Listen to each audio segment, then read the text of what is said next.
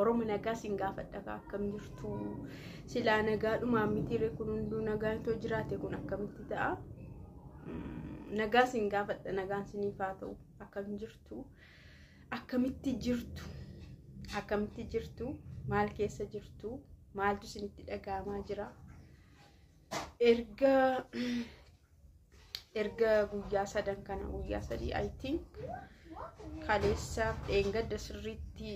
miidiyaa fudhatee dhagahame garuu guyyaa sadaffaatti fakkaata jechuun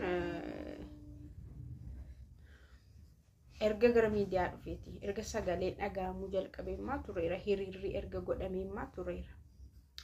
erga sana garuu erga viidiyoo sana argitanii ani viidiyotti raafilishiin arge malee hunda hin agarre akka namni jedhu telegiraamii irra dhaqaa ilaala akka namni jedhu ani humnattiin telegiraamii irra dhaqee ilaalu tokkollee hin arganne jechuudha garuu akkana highlight isa yeroo akka nama galutti yeroo agarsiisan sana argeen ture sumaanuu garuu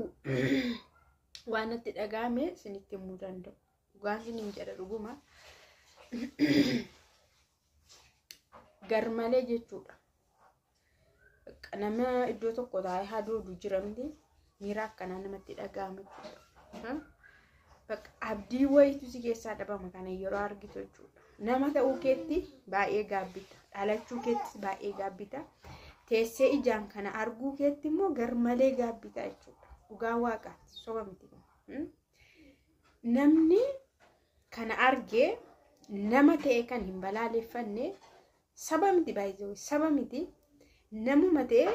kana kan hin balaaleffanne nama ta'uu hin danda'u namni sun jechuudha nama ta'e waan kana kan hin balaaleffanne siruma sabummaa osoo hin taane namummaan isa keessa jiraachuu hin qabaatu amma baay'ee gosaatoo hin taane waa'ee sabaatoo hin taane waa'ee gandaatoo hin taane waa'ee biyyaatoo hin taane nama dursamti nama kana uume waan iyyuu namni akka jiraatuuf kanaaf namatu dursa jechuudha namummaa waan kamiifuu argitanii garuu nyaattee dhuguurrayyuu nagaan akka nama barbaachisu nagaan dabalata akka nama barbaachisu nama tokkoo fi mana jireenya mana uffata nyaata barbaachisa jedhama miti nagaanillee dirqamadha nagaanillee jechuudha kanarratti waan dabalamuu qabudha namni tokko nagaan qabu taan akkamitti jiraata akkana ta'a haatii ilmoo dhabaa akkanas suukkanneessa akkasii waan dubbachuuf ilaaluufis namaa hin danda'amne garaan hin dhale garuu yeroo kana baay'ee gammada dhugaa waaqa kan hin dhalle kan ilmoo hin godhanne hin gammada kana yeroo argu jechuudha maaliif amma namummaa akka itti yaadanii fi garaa dhalaatiin akka itti yaadan wal adda jechuudha namni dahee argee fi namni ilmoo qabu fi namni ijoollee qabu garaansa nama sakaanirra addadha garmalee itti dhagaama jechuudha namni sun osoo kaakoo ta'e akkamiin ta'a jedhee yaada wanti kun namira gahee mana koo seenee akkamiin ta'a jedhee yaada jechuudha garmalee namatti dhagaama wantichi haati tokko erga ilmoo ishii guddifattee iddoodhaan hin gaattu ta'e erga akkanatti dhala ishii dhabdi ta'e gaaraa godhan iddoo tokko qofaatti baay'ee kun yerootti hinuma dhagaama yerootti waan akkasii numa argama kan bira hin gahamne immoo manni haala kaa'u gara hin qabu jechuudha kanaaf dhala namaa kamiifuu nagaanii akkuma nyaanni nama tokko barbaachisu nagaanillee dirqama barbaachisa jiraachuuf nagaatu nama barbaachisa bakka nagaan dirqama nama barbaachisa jechuudha ammallee taana gara fuulduraattis uummanni kun yeroo darbee akkamitti akka hiriira bahee nagaa barbaachaa fi sagalee dhageessifataa ture hundi keenya iyyuu arginee jirra jechuudha akka uumaa kadhatanitti akkanatti godhanii namni an garuu waan jedhu narkaa badee dubbiin narkaa badee maal akka dubbatamu sin beeku maal akka jedhamu sin beeku maaltu akka jedhamu eenyutti akka dubbatamu eenyutti akka jedhamu hin beeku garuu waan kuni namni kamuu balaaleffachuu qaba nagaan bakka kamittillee nagaan kennamuu qaba uummanni kuni waan hundumaa hin dandamata garuu nagaan qabu taana akkamitti jiraatamuu ani garuu kan hin jedhu waan akkasii yeroo gara miidiyaatti bahu namni hundumtuun argamti qaamni hundummaa argamti maaltu isaatti dhagaan garuu hin argan hin jedhamu qaamni kamillee hin arga waan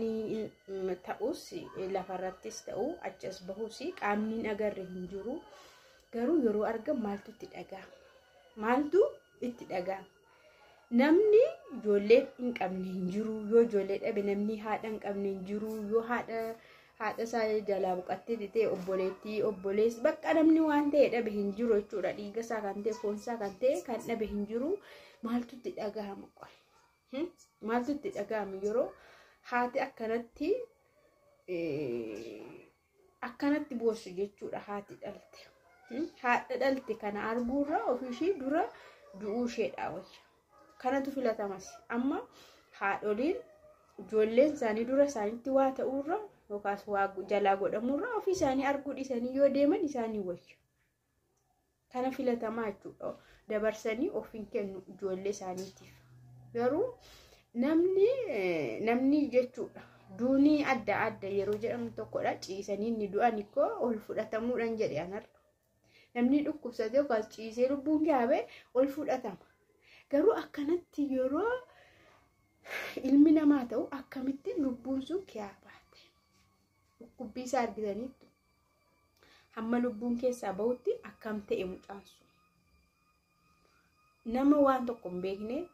humaa keessaa hin qabne humtuu san ilaallatu barbaachisa wanti isa ilaallatu hin jiru mucaan nama wayitii mucaa waggaa 15 maaltu isa ilaallata mucaan osoo balleessee bakka isaa kan warratu itti gaafatama under age nama ta'e kun amma maal jedhama dhugaa waaqa